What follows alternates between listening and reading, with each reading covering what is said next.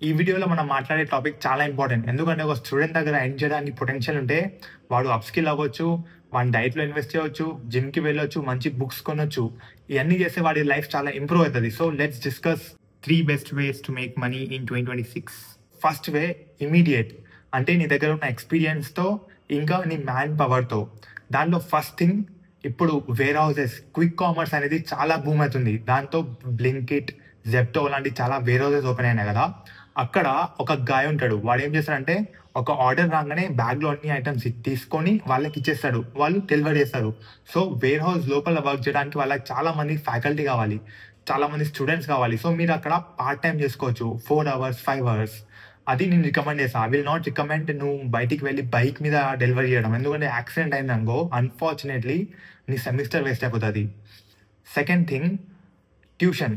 Offline tuition. ఎందుకంటే నీ దగ్గర ఆల్రెడీ ఎక్స్‌పీరియన్స్ ఉంది. 10థ్‌ది, 12థ్‌ది. కాబట్టి ఆ ఎక్స్‌పీరియన్స్‌తోను ఆఫ్‌లైన్ ట్యూషన్ ఇవ్వచ్చు. ఇక్కడ హైలీ రికమెండెడ్ వుమెన్. ఎందుకంటే జెప్టో, బ్లింకిట్‌లో ఆల్రెడీ బాయ్స్ పనిచేస్తారు. సో, వుమెన్ ఇక్కడ ఏమైతదంటే ఇంటికి వెళ్ళాలి కాబట్టి అక్కడ వుమెన్‌ని ఎక్కువ ప్రిఫర్ చేస్తారు.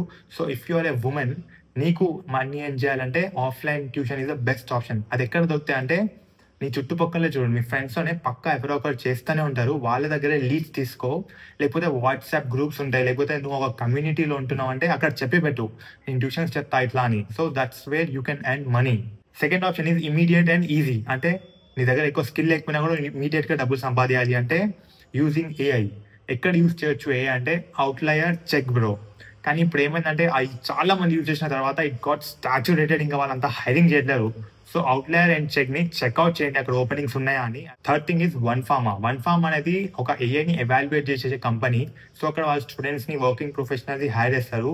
If you see in description వాళ్ళ కంపెనీ డైరెక్ట్ లింక్ నేను ఇస్తా. లేకపోతే కామెంట్ చేయండి. Third category to make money as a student is where you have some skill and time. First one అందులో ఏంటంటే ఆన్‌లైన్ ట్యూషన్స్.